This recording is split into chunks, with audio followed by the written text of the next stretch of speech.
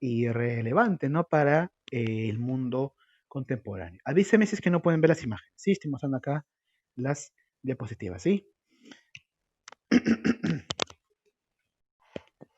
Ya, entonces, nos quedamos en la Revolución Rusa y en la Primera Guerra Mundial, ¿de acuerdo? Eso ya lo hemos visto, perfecto. ¿Qué pasó? Terminó la Primera Guerra Mundial y surge este pacto, el Tratado de Versalles. El Tratado de Versalles es un documento que lo obligan a firmar a Alemania y a los perdedores de la Primera Guerra Mundial para comprometerse a hacerse cargo de todo lo que han hecho.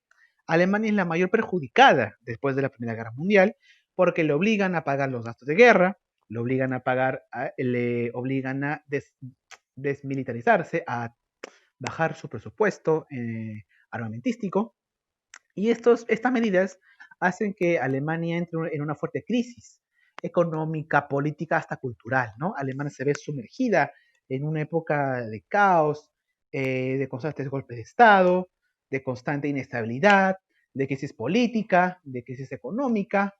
Prácticamente, después de la Primera Guerra Mundial, Alemania se convierte casi en un país subdesarrollado, ¿no?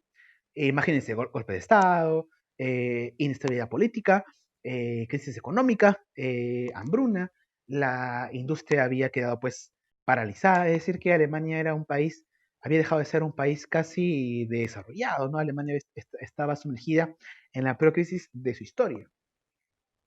Ante esto, no solamente Alemania estaba muy mal, sino también Italia, ¿de acuerdo? Italia había vencido en la Primera Guerra Mundial, pero no había obtenido ningún tipo de ganancia con esta guerra. También se encontraba pues a merced de las potencias que habían pues vencido en la Primera Guerra Mundial.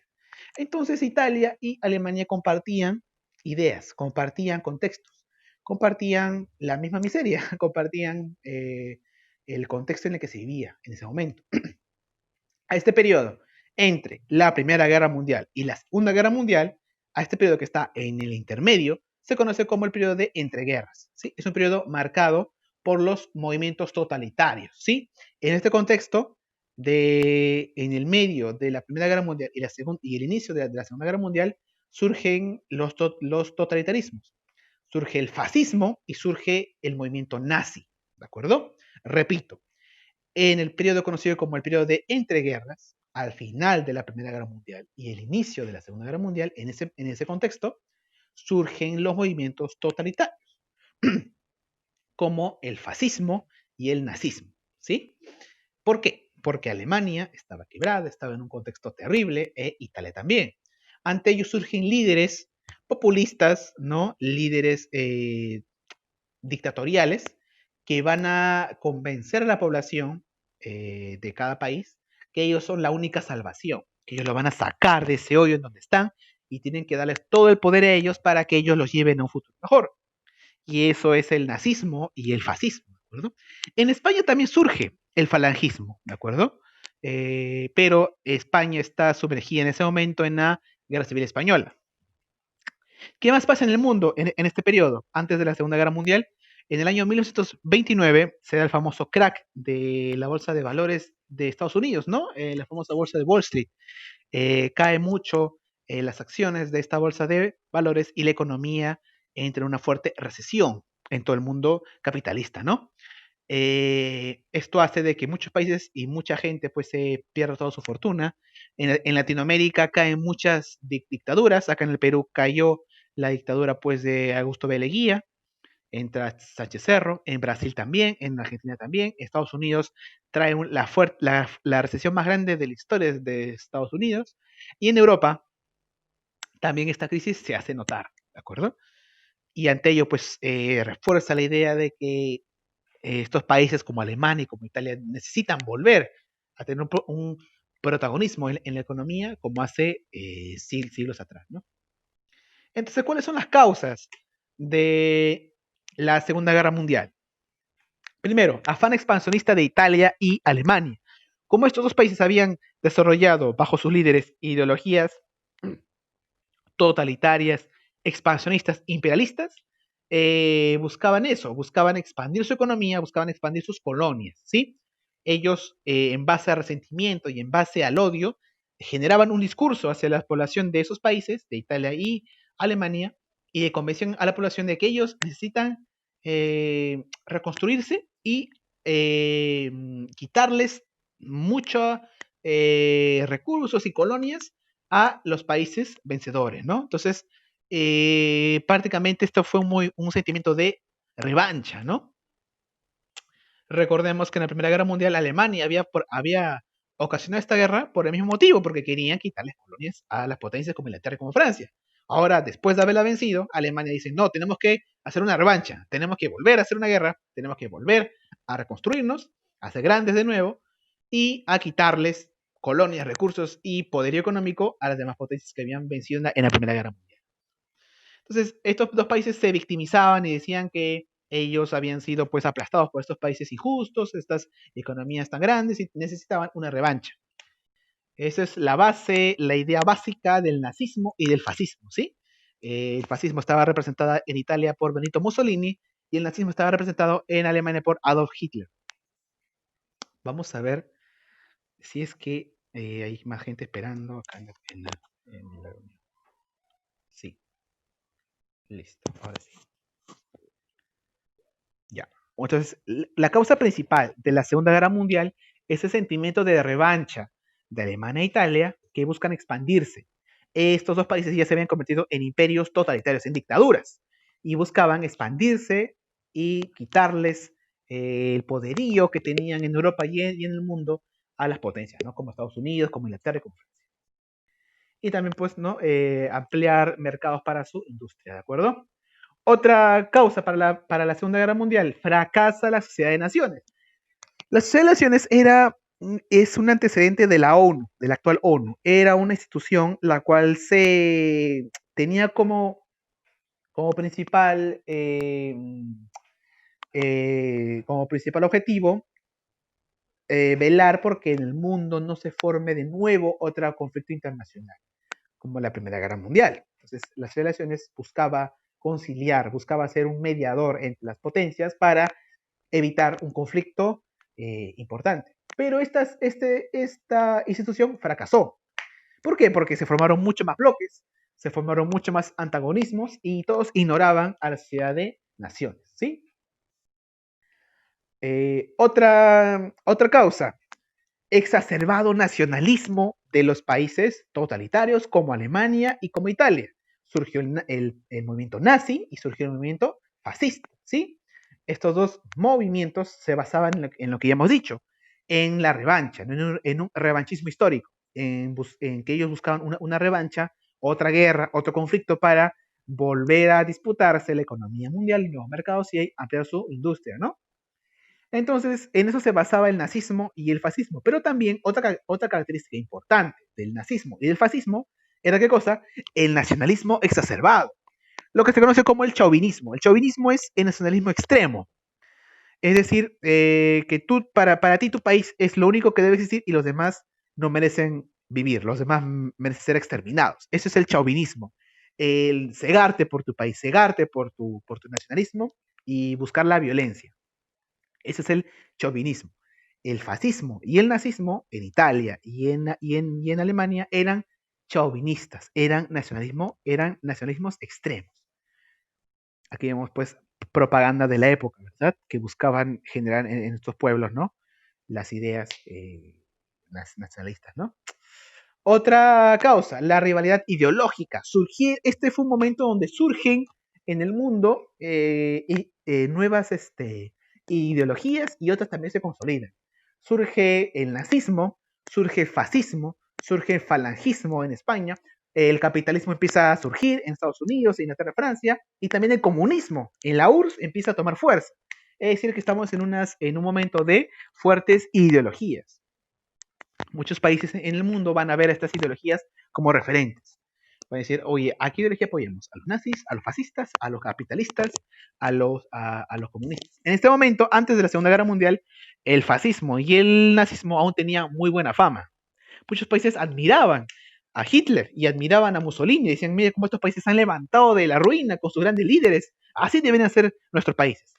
Sin ir más lejos, acá en el Perú Un presidente que admiraba un poquito nomás a Hitler, ¿sabes quién era? El presidente Sánchez Cerro. Sánchez Cerro era un militar que quería un poco asemejarse a lo que hacía Hitler en Alemania. Una dictadura fuerte que pone orden en el país y que termina con la oposición. Hitler perseguía a sus opositores y los mataba. ¿Qué hacía acá Sánchez Cerro? Imitaba eso. Perseguía a los apristas, que eran los enemigos en ese momento acá en el Perú, con su famoso ejército nacional paramilitar, ¿no? Pero ¿qué pasó? Sánchez Cerro tenía también ideas nacionalistas y Sánchez Cerro quería hacer una guerra con Colombia. Y estábamos en ese momento en una guerra con Colombia, o sea, íbamos a entrar en una época similar a la de Alemania. Pero ¿qué pasó? A Sánchez Cerro lo mataron en pleno gobierno. ¿Quién sabe qué hubiera sido del Perú si es que hubiese continuado Sánchez Cerro con sus ideas, ¿no? Hubiera sido un Hitler versión peruana, quién sabe. Entonces, en ese momento el mundo ve como en muchas partes surgen nuevas ideologías, como el capitalismo, como el comunismo, como el nazismo y el fascismo. En Argentina también, para muchos historiadores, el presidente Perón también ve con buenos ojos. Mucha gente alaba a Hitler antes de la Segunda Guerra Mundial y a Mussolini también. Lo ven como presidentes buenos, como presidentes firmes, como presidentes que van a llevar a sus países a un futuro mejor. Pero luego en la Segunda Guerra Mundial se vio que todo esto era pues algo ilusorio, ¿no? Y otro dato más que se me olvida, Hitler aparece como hombre del año en la revista Time, antes de la Segunda Guerra Mundial. Aparece como el hombre que llevó a su país a resurgir su economía, a resurgir su estado, su política, su militarismo. Hace levantar de las cenizas a Alemania y Hitler, eso es cierto. Pero en base pues a la violencia, en base a los crímenes, en base eh, a muchas características que ya luego lo vamos a ver. Entonces, se forman dos bloques antagónicos, ¿de acuerdo? En el mundo. Se juntan las ideologías. Se juntan los fascistas y los nazis en el famoso eje. Se junta Alemania nazi, se junta Italia y se junta el imperio de Japón. Japón en ese momento apoya a los nazis y a Italia. Nosotros vemos ahora a Japón como un país lindo, como un país tranquilo, un país donde muchos quieren vivir, un país amigable, ¿no? Los japoneses son gente muy razonable y todo eso. Pero Japón tiene su paso oscuro. Japón fue en un momento un imperio muy repudiado y odiado en Asia. Japón, como fue uno de los países que más rápido se desarrolló en Asia, en ese momento aprovechó ese contexto para expandirse. Japón fue un imperio colonial. Tenía colonias en el norte de China, en Mandurria. Tenía como colonia Corea. Corea fue una colonia de Japón en este momento. También tenía colonias como las Filipinas y como Guam en el sur de Asia. Es decir, que Japón tenía y compartía estas ideas imperialistas con Italia y con la Alemania nazi. Y se forma el famoso eje, el eje Tokio-Roma-Berlín. Y del otro lado se forma otro bloque antagónico que le hace frente a estos imperialismos, ¿no? Que son los bloques conformados por los aliados, por los que defendían el capitalismo, ¿no? Como Estados Unidos, Inglaterra y Francia. También se une por otros intereses la Unión Soviética, ¿sí? Que ustedes saben que la Unión Soviética tenía otra ideología, que no era capitalista, ellos eran comunistas, ¿de acuerdo? Pero se une por intereses en plena guerra, ¿de acuerdo? Ahora, ¿cómo inicia la guerra? La guerra inicia de parte del eje. El eje formado por Alemania, Italia y Japón inicia la Segunda Guerra Mundial, ¿de acuerdo? Primero, ¿qué pasa? La Segunda Guerra Mundial se inicia con el ataque de Alemania hacia Polonia. Invade Polonia, ¿de acuerdo? El Imperio Alemán. Hitler ordena aplicar la guerra relámpago, ¿no? Hacia, perdón, aplica la Blitzkrieg a Polonia. ¿Qué cosa es la Blitzkrieg? Es la guerra relámpago. Aplica una nueva técnica de la guerra hacia Polonia, ¿de acuerdo? Alemania decide invadir Polonia. ¿Por qué? Porque Alemania estaba en contra, rechazaba el Tratado de Versalles. Y en el Tratado de Versalles se había creado un nuevo país, Polonia. Polonia por un largo tiempo prácticamente no existió. Con el Tratado de Versalles vuelve a surgir Polonia y quitándole pues territorio a los alemanes. Entonces, como Hitler estaba en contra de ese tratado, dice, tenemos que recuperar lo que es nuestro, tenemos que recuperar lo que nos quitaron estos enemigos de Alemania. Así que Hitler ordena ir a Polonia y anexionarla, porque según Hitler, el Tratado de Versalles es injusto y esa tierra les pertenece. Así que van e invaden Polonia en el año 1939. Y ahí inicia la Segunda Guerra Mundial oficialmente. ¿Sí? Ojo con ese dato. Y Hitler aplica la famosa guerra relámpago, una técnica que nunca antes se había usado antes en la guerra. ¿Qué hace? Invade Polonia, pero por todos los medios que sean necesarios, por el aire, por el mar y por la tierra. Es decir, que los polacos se ven sorprendidos por los nazis, que ya habían tenido años fabricando y construyendo y mejorando pues su ataque y sus fuerzas militares, ¿no? Que Tratado de Versalles le había prohibido a Alemania mejorar su fuerza militar, pero Hitler y Alemania pues le importaba pues tres pepinos, ¿no? El Tratado de Versalles, y él hacía lo que él quería, porque era un dictador, y reformó su ejército y aplicó la guerra relámpago. ¿En qué consistía? En barrer el país, barrer el territorio, ir con aviones de la última generación, con sus mejores hombres y con tanques, ¿verdad? Y con barcos, invadir Polonia.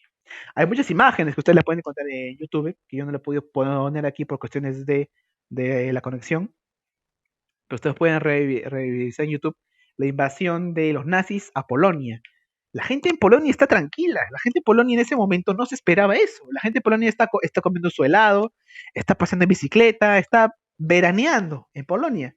Y ven pasar pues, así como ustedes ven acá en la foto, eh, este, batallones y batallones marchando de nazis.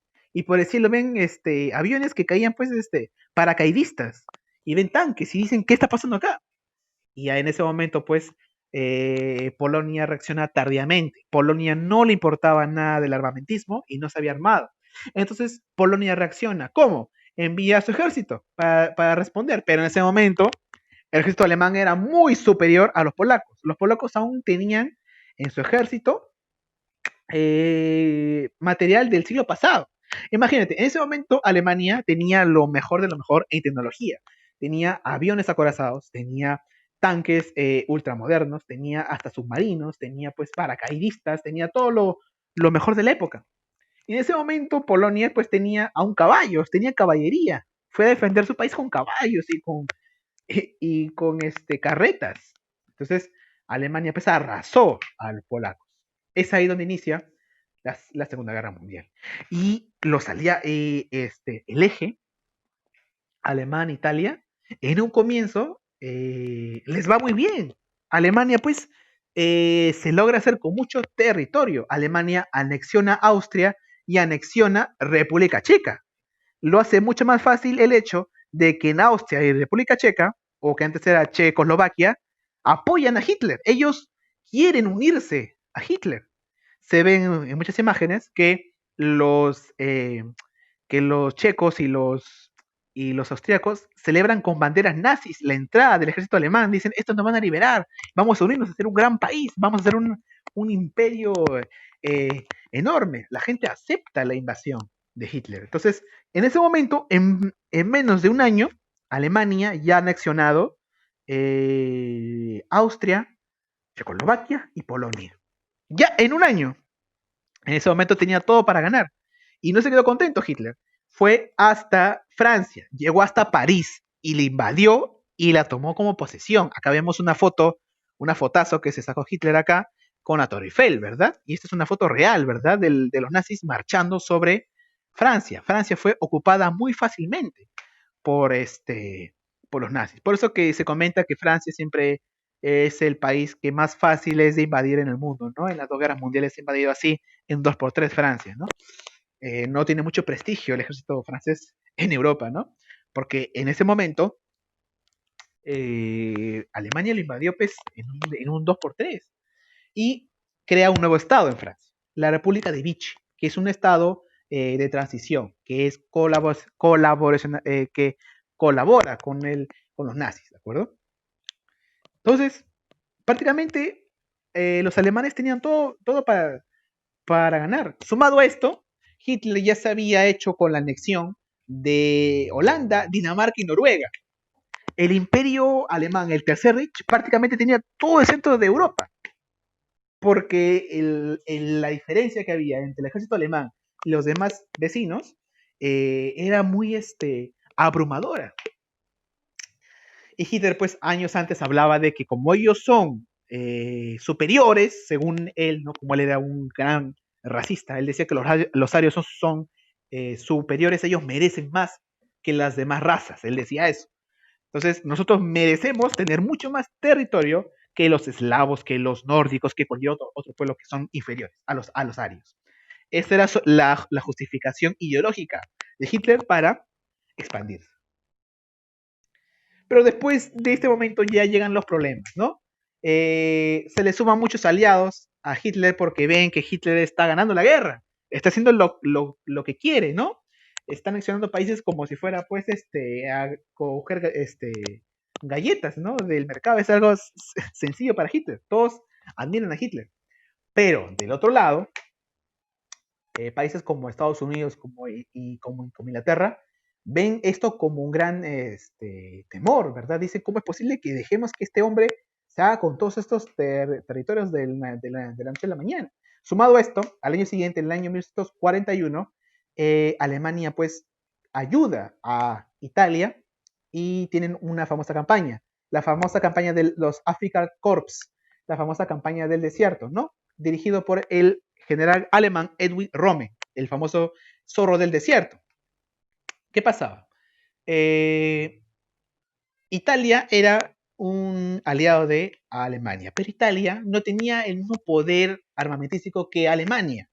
Entonces, en vez de colaborar con Alemania e Italia, era una carga para Alemania.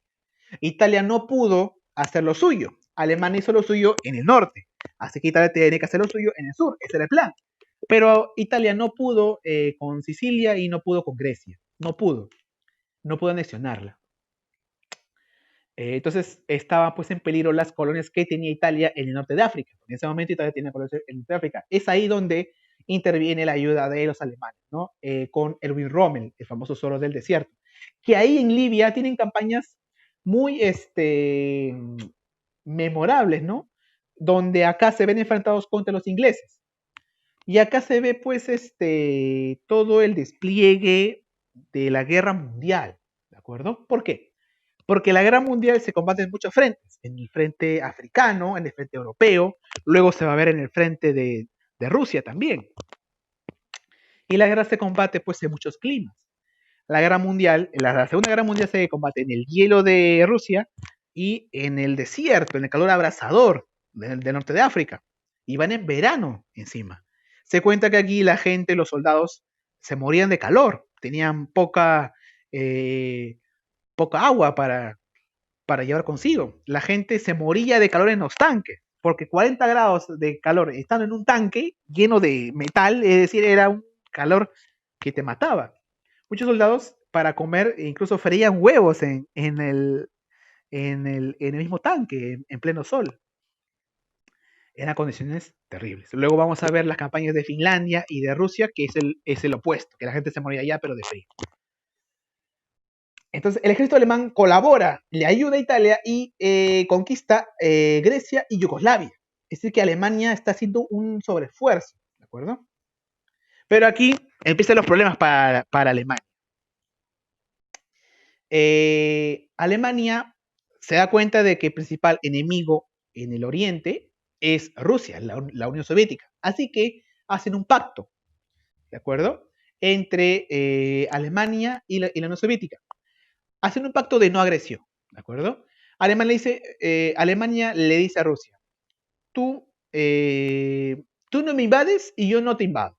Dejemos que cada uno haga lo que quiera, pero tú no te invades y yo no te invado. Ese fue el pacto, ¿de acuerdo? ¿Qué pasó? Rusia y Alemania aceptaron ese pacto, así quedaron. Pero ¿qué pasó? Hitler le ganó la soberbia. La famosa frase, la soberbia no te lleva a nada bueno. Hitler le ganó la soberbia y dijo, tenemos todo el norte de Europa, tenemos Austria, Checoslovaquia, Polonia, Noruega, Dinamarca, tenemos a Italia, bueno, que no es toleado, tenemos Grecia, tenemos el norte de África, tenemos Yugoslavia, somos los reyes del mundo acá. Acá no pasa nada. Hitler tomó una decisión que va a ser contraproducente. Hitler decide invadir Rusia. Ahí se ve el quiebre de los alemanes. Hitler, llenado de esperanza, quiere invadir Rusia y quiere llegar hasta Moscú. Es ahí donde se da la famosa Operación Barbarroja, que es un despliegue enorme, es uno de los despliegues más grandes de la historia de la Guerra Mundial. Muchos récords en las guerras se cumplen en la Segunda Guerra Mundial, ¿de acuerdo? Este sitio dura aproximadamente, esta operación dura aproximadamente 3 años. ¿En qué consistía esta operación? Bloquear todo el camino de Rusia con Europa. Es decir, que Alemania va en bloque a bloquear los caminos hacia los rusos. Pero los rusos usan su, su medio geográfico para hacer retroceder a los alemanes. ¿Qué hacen los rusos? Como saben que en Rusia las distancias son gigantes, que de un pueblo a otro hay kilómetros y días, ellos deciden abandonar pueblos y dejar que los alemanes avancen y sigan avanzando hasta que los agarre el invierno. Ahí los alemanes se dan cuenta que no pueden sobrevivir, porque en el frío ruso es el principal general de los rusos. En Rusia tienen la famosa frase que el general más grande de la historia de Rusia es el general invierno. El general invierno venció a Napoleón y vencerá también a Hitler, decían ellos. Y fue dicho y hecho. Los alemanes tenían que regresarse y perdieron a muchos hombres y mucho aparato militar aquí, en el suelo ruso. También se da en la conferencia de Terranova, donde se firma la Carta del Atlántico, donde ya eh, Inglaterra, Francia y Estados Unidos deciden hacer una contraofensiva contra los alemanes, que ya estaban empezando a verse con muchas serias dificultades. Luego se da en Leningrado una resistencia de los soviéticos, ¿verdad? Esta famosa táctica que yo te comenté. Luego, ¿qué pasa? Mientras tanto, en el frente del Pacífico, Japón decide cometer otro error importante. Ya habían cometido Hitler, ahora comete Japón otro error. Decide bombardear una base militar de Estados Unidos, de el más grande, ¿no? Del que le tiene más miedo. Japón decide invadir y bombardear la base de Pearl Harbor, que está actualmente en Hawái, que estaba en esa época también en Hawái. Hawái es una isla del Pacífico que le pertenece a Estados Unidos, ¿sí? Ahí tienen una base naval, una base militar. ¿Qué hace Japón? Decide bombardearla. Y eso lo toma Estados Unidos como dice, ya, me están llamando, tengo que ir ahora ese momento para meterme a la guerra.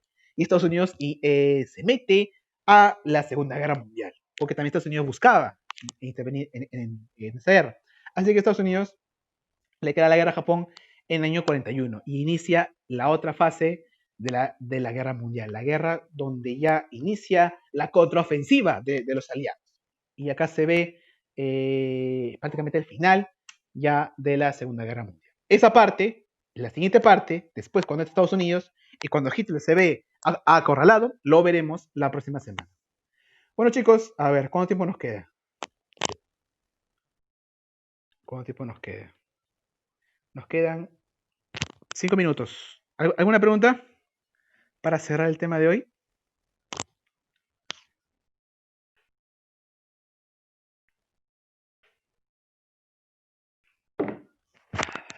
¿Preguntas?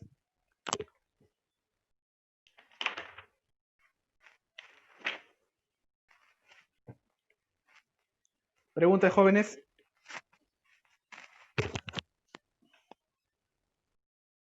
Sí. Ahí inicia la participación de Estados Unidos a la Segunda Guerra Mundial.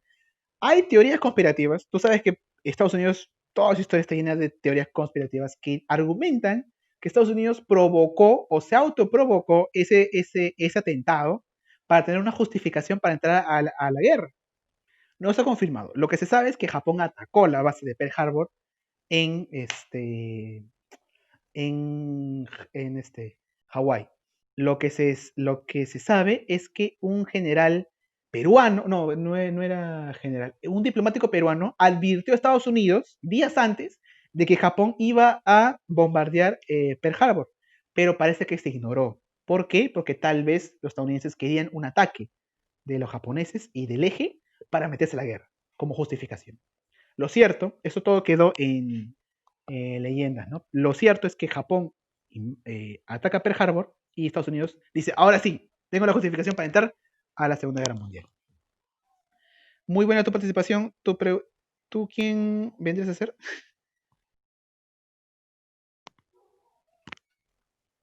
¿Tu nombre? Cristian, perfecto. ¿Alguien más para cerrar?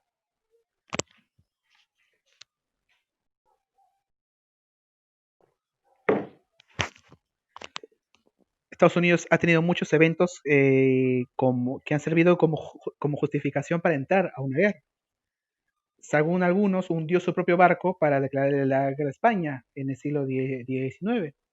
Y otros también comentan y argumentan, ¿no? Dicen de que Estados Unidos se autoprovocó el atentado del 11 de septiembre para invadir Irak, ¿no? Para hacerse con el petróleo, ¿no? Pero lo cierto y las evidencias nos dicen de que no fue así. El atentado del 11 de septiembre fue real y también el ataque de Japón a Pearl Harbor también fue real. Pero también hay muchos más detalles que lo vamos a ver la próxima semana. ¿Más preguntas, chicos? Ya, si no hay más preguntas, entonces nos vemos el día, ¿cuándo nos vemos? El día lunes para Historia del Perú y continuamos con esto de la Segunda Guerra Mundial la próxima semana. Bueno, chicos, espero que se cuiden bastante, sean responsables con su salud y nos vemos la próxima semana. Hasta luego. Hasta luego.